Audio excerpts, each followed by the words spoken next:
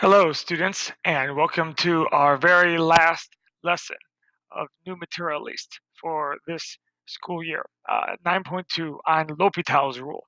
The rest, as I said before, the rest of Chapter 8 is not going to be tested this year. But there is one topic which we did not do yet that was part of the earlier curriculum, but in our book it's in Chapter 9, so I always save it to the end. That's 9.2. It's pronounced L'Hopital's rule. It's named after a French mathematician. So this is going back to doing limits. What we started our very first chapter, remember, was on evaluating limits. All right. Um, and we use L'Hopital's rule. We have limits of what's called indeterminate form. Okay. As that word implies, indeterminate means it cannot be determined. All right. Um, so one example of indeterminate form is if f of x and g of x are both 0 at x equal a. So if you when you try to evaluate the limits, we know the first thing we try to do is plug in a number, plug in that number for x. Okay. But if we get 0 over 0, that cannot be determined. Now, previously, we had problems like this, and we could solve it algebraically. We could factor out f of x and g of x, and there'd be a common factor that would cancel out by division. And then after we did that, we plugged in a and got a number. Okay, so that works if you can factor. But what if f of x and g of x are not polynomials? What if they cannot be factored?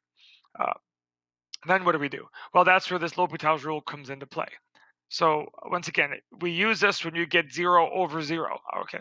Now, just be careful. A lot of students see 0 over 0 and they just assume, well, it's 0 because the numerator is 0. Maybe it's 1 because the zeros cancel out, but none of those are true. Okay.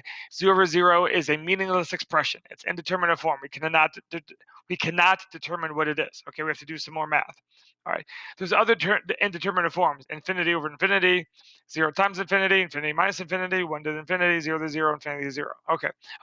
For this year, for AB, we're only going to deal with these two: 0 over 0 and infinity over infinity. Okay.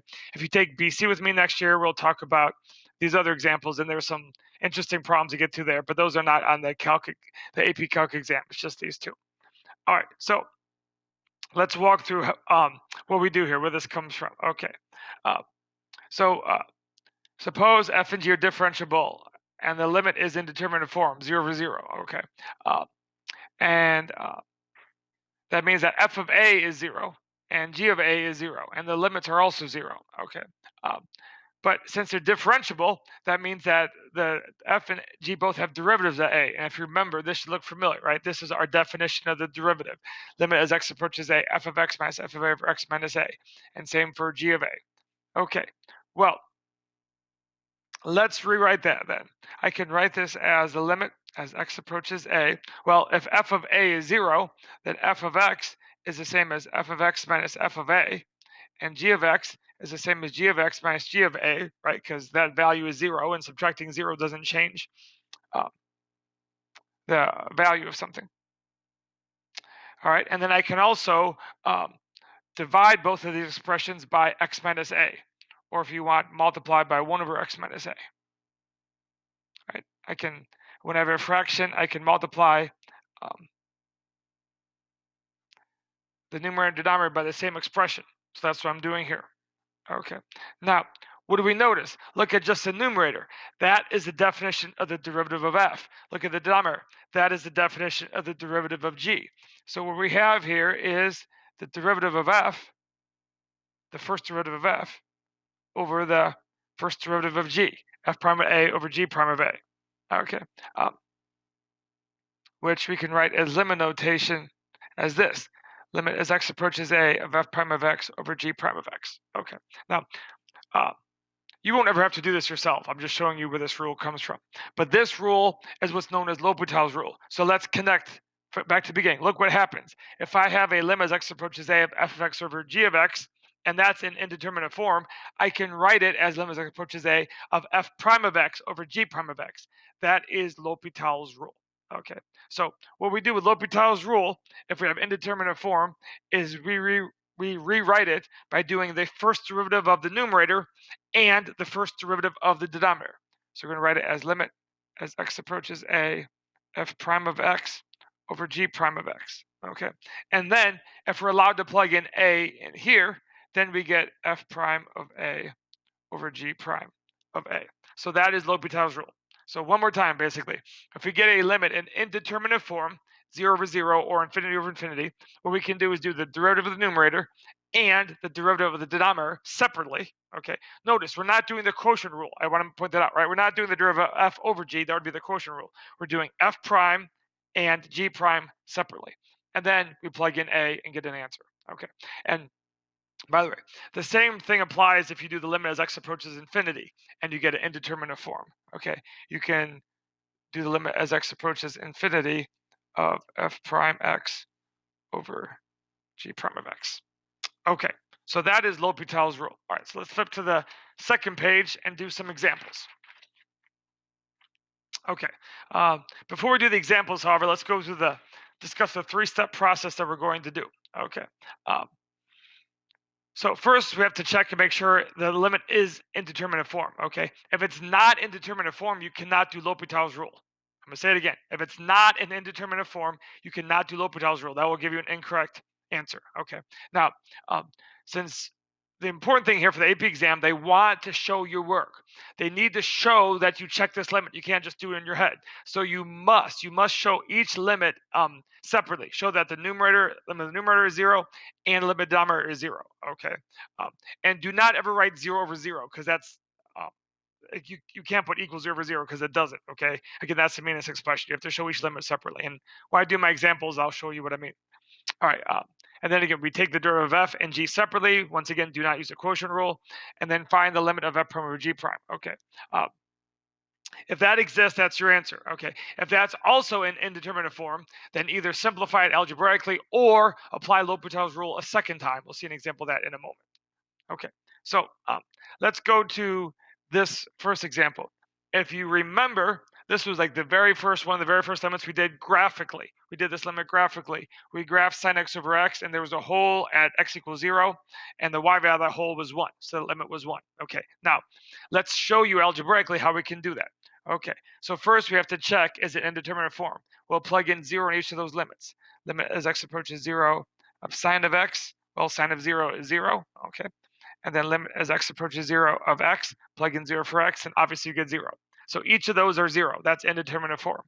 All right, now let's apply L'Hopital's rule. Limit as x approaches 0 of sine x over x. We're going to do the derivative of the numerator and the derivative of the denominator. Derivative of sine x is cosine x. Derivative of x is 1. Now we can plug in 0. And cosine of 0 is 1. 1 over 1 is 1. There we go. We've proven that that limit is 1 algebraically. Okay, that is how we do L'Hopital's rule. So it's usually a pretty simple process. Just make sure you're showing those limits first. Okay, so let's do 1A. All right, so you can check these limits first in your head, but then again, to show your work, you do have to write them down. And when you do your homework, I want you to write them down just for practice, please. Okay, so what happens when we plug in 0 in the numerator? Limit as x approaches 0 of e to the 3x minus 1. Well, e to the 0 is 1, 1 minus 1 is 0. Okay, and then the denominator, once again, plug in 0 for x and you get 0. So the numerator and denominator are both 0. All right, so then let's do L'Hopital's rule. Limit as x approaches 0 of e to the 3x minus 1 over x. Let's do the derivative of the numerator over the derivative of the denominator. Well, derivative of e to the 3x is 3 times e to the 3x. Right? Don't forget the chain rule. You have to multiply by 3. And the derivative of x is just 1. Now we can plug in 0, and e to the 0 is 1. 1 times 3 is 3. 3 over 1 is 3. So there you go. That limit is 3. That limit is 3. Next one, example B. Plug in 0, okay, and the 4 and the 6 don't really matter, right? Sine of 0 is 0. So I plug in 0 in both of these. Sine 4x and cosine of 4x is both 0. By the way, you can write them, you don't have to write them in one line. Since they're both 0, if you want, you can just write both limits are 0. I mean, you don't have to write them in two separate lines like I did here. You can put them in one line if you choose. Doesn't matter. Okay, so let's write that out. Limit as x approaches 0 of sine 4x over sine 6x. Do the derivative of each. Once again, don't forget the chain rule. So the derivative of sine 4x is 4 cosine 4x. Derivative of sine 6x is 6 cosine 6x. Okay, now I can plug in 0. Cosine of 0 is 1. So I'm left with 4 over 6, which is 2/3. Okay, so part C. I'm going to pause the video here and why don't you guys, or why don't you pause the video, excuse me, man, and take a moment to try this one yourself. Okay, so I'll give you a few seconds here. Try that one, pause the video, and then come back and check your answer with me.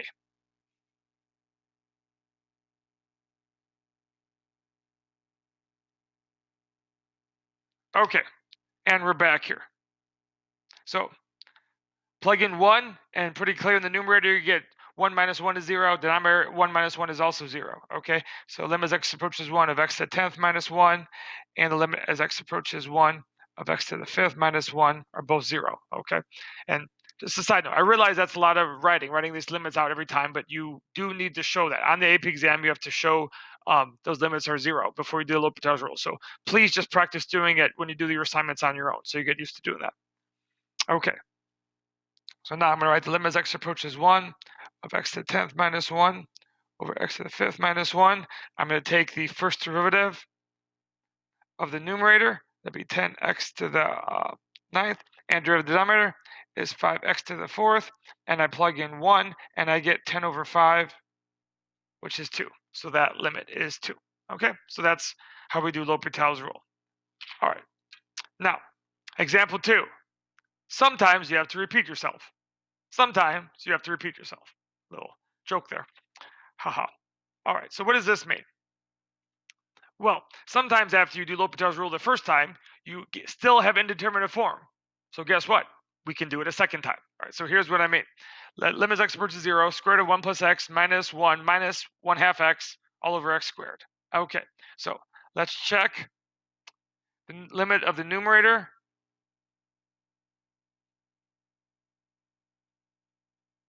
Plug in 0, you get square root of 1, which is 1. 1 minus 1 is 0, so that one is 0.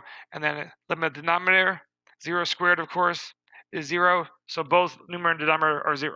All right, so let's apply L'Hopital's rule then. So limit as x approaches 0. All right, so let's do the derivative of the numerator. So that's, think of that as 1 plus x to the 1 half. So it'll be 1 half, 1 plus x to the negative 1 half. Minus 1 goes away. Minus x over 2 becomes minus 1 half, right? Because derivative of 1 half x is just 1 half. And then denominator is 2x. Okay, now let's try to plug in 0 here, see what happens. Well, that's still going to be 1, but 1 times 1 half is 1 half. 1 half minus 1 half is 0. Denominator is also 0. Okay, so this limit goes to 0, and this limit goes to 0. Okay, now just to save space here, boys and girls, I'm going to kind of cheat. I'm not going to write it out. I'm just going to say both those limits go to 0. Okay, you need to show it on your work, but just to save time and space here, I'm going to just do that quickly. All right, so let's do L'Hopital's rule again. Do the derivative of the numerator again. Bring down the negative 1 half times negative 1 half is, or times 1 half is negative 1 fourth. 1 plus x, negative 1 half minus 1 is negative 3 halves, over derivative 2x is 2. Okay, now let's plug in 0 and see what happens. Okay, now this is 1 to negative 3 halves is 1. 1 times negative 1 fourth is negative 1 fourth, divided by 2 is negative 1 eighth. So there we go. So that limit is negative 1 eighth. So if you do L'Hopital's rule the first time and you still get an indeterminate form, you can apply L'Hopital's rule a second time. All right, using L'Hopital's rule with one-sided limits. Okay, so these are going to be where you have a asymptote. All right, a vertical asymptote. Because when you plug in 0, well, for starters, you plug in 0 and you get 0 over 0. Okay, again, I'm not, just to save time, I'm not going to write that all out. Okay, but that numerator goes to 0, that denominator goes to 0. Okay, so now let's do L'Hopital's rule here. Limit as x approaches 0, derivative of sine x is cosine x, derivative of x squared is 2x. Well, what happens here? Now the numerator goes to 1 and the denominator goes to 0. So this is form 1 over 0. So that is not indeterminate form. I'm going to say it again. 1 over 0 is not indeterminate form, okay? 0 over 0 is not indeterminate form. A constant over 0 is when we have a vertical asymptote. All right, one more time. If you have a constant over 0, this was when the graph has a vertical asymptote, okay? So when there's a vertical asymptote, when a graph approaches an asymptote, there's two choices, right? Either it goes up to positive infinity or it goes down to negative infinity. That's why we have a one-side limit here. We have to know which way it approaches, okay? Since it approaches 0 from the right, okay, these are going to be very small positive numbers, right? As x goes to 0, it's going to be small positive numbers. So it's going to get very, very, very large positive. Right? When the denominator gets small, the whole fraction gets large. So this is going to go to positive infinity. All right, that's going to go to positive infinity. Right? Now, same problem. Let's just approach it from the left. One more time. Number and denominator both go to 0. Okay, so I'm going to do L'Hopital's rule again.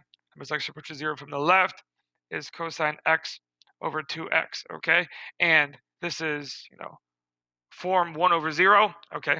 Again, don't put equal 1 over 0 because it doesn't equal. I'm just saying that you get 1 over 0 if you plug in 0, all right? So this is another vertical asymptote. This time, though, I'm approaching 0 from the left. I'm approaching 0 from the left. So numerator is still 1, but denominator will be very small negative numbers. And when denominator gets small, the whole fraction gets big. So this is going to approach negative infinity. All right, so this graph has a vertical asymptote at 0. To the right approaches positive infinity, and to the left approaches negative infinity. All right. Last set of examples here. Let's do L'Hopital's rule with the other indeterminate form, infinity over infinity. So we saw 0 over 0, now infinity over infinity. Okay, so what's going to happen here? Limit as x approaches infinity of ln of x minus 4. Well, think of the graph of ln of x. It grows to infinity. It grows very, very slowly, but it does grow to infinity. So as x goes to infinity, ln of x also goes to infinity, and infinity minus 4, of course, is still infinity. And then limit as x approaches infinity of x, well, obviously that's just infinity. Okay, so let's apply L'Hopital's rule now. Limit as x approaches infinity of ln of x minus 4 over x. Take the derivative of the numerator. L of x is 1 over x. Take the derivative of the denominator. It's just 1. Okay, now what happens as x goes to infinity? Well, now I have 1 over x. As the denominator gets big, the whole fraction gets small, right? Think of our rules for horizontal asymptotes. That's what a limit as x approaches infinity is, a horizontal asymptote. The degree of the denominator is bigger than the degree of the numerator, right? So this whole thing just approaches 0, okay? Or again, just think logically what happens here. As the denominator fraction gets large, the whole fraction gets small. Think 1 over 100, 1 over 1,000, 1 over 10,000, 1 over 100,000, 1 over a million, right? Those numbers are getting smaller. So as the denominator gets big, the fraction gets small, so that approaches 0. Okay. Next one here. Limit as x approaches pi over 2 from the left. Okay. Secant x over 1 plus tangent x. All right. If you think of the graph of both of these, of secant x and 1 plus tangent x, well, let me step back. Of secant x. All right. Secant, remember, has a vertical asymptote at pi over 2, right? Secant is 1 over cosine. Cosine does not exist at cosine pi over 2 is 0, so secant does not exist at pi over 2. Okay, and since it's approaching from the left, it goes to positive infinity. All right, and let's look at 1 plus tangent x. Okay, same thing with tangent x. Tangent is sine over cosine. All right, since cosine of pi over 2 is 0, tangent is undefined, so that's also infinity. Okay, so both of these have vertical asymptotes at pi over 2. In other words, they both approach infinity. Okay. All right, so now let's do L'Hopital's rule here. So let's do the derivative. The derivative of secant x is secant x times tangent x. The derivative of tangent x is secant squared x. Okay, well, now this we can simplify algebraically. One of these secants cancel out with the denominator, the secant in the numerator. Okay, so I'm left with limit as x approaches pi over 2 from the left of tangent x over secant x. But let's rewrite all that in terms of sine and cosine. Tangent is tangent is sine over cosine. Secant is 1 over cosine. All right. Hey, I can multiply by cosine x, and those cancel out. So I'm left with the limit as x approaches pi over 2 from the left of sine x. Now I can plug in pi over 2. Sine of pi over 2 is 1, and I get 1 as my answer. Okay. So this is a case where after we did L'Hopital's rule, we had to simplify algebraically, and we got an answer. Okay. One more of these here. Limit as x approaches infinity of x squared and e to the x. Well, both of these go to infinity, right? You think of the graphs. X squared and e to the x. As x goes to infinity, they both approach infinity. Okay? So let's do L'Hopital's rule. Limit as x approaches infinity. Derivative of x squared is 2x. Derivative of e to the x is e to the x. Okay. What happens? Well, those both go to infinity, right? All right. And again, just to get the notation clear, I'm going to write it all out again. This is what you should be doing on your assignment. Each step show the indeterminate form. Each of those limits also approach infinity. Okay, let's do it again. Exponent of 2x is 2. That's e to the x. Okay. Okay. Now I don't have infinity over infinity because now I have a constant on top. Okay. Um, and a constant over infinity, as I said a moment ago, is 0. Right. If the denominator goes to infinity, the whole and the fraction stays and the numerator stays a constant. The whole fraction goes to 0. Okay. So if you look back at what happened here, basically, I had to do it twice because I wanted this x squared to become a constant. So I do the derivative twice because the e to the x, every time I do the derivative, stays e to the x, right? That's never going to change. But it's the x squared that eventually goes to a constant, and then a constant over infinity is 0. All right, so that is how we do L'Hopital's rule, okay? Basically, the only two problems you will see are indeterminate form, 0 over 0, or infinity over infinity. So infinity over infinity, um, or 0 over 0. So these are the two that you're going to see, all right? So I have some homework problems for you to work on from the textbook, page 458, 1 through 5, 8, 10, 12, 15, and 16. Okay, so just follow those examples that we did in this video, and you should do the same thing on that on those homework problems. So as always, please post a comment or email me if you have any questions.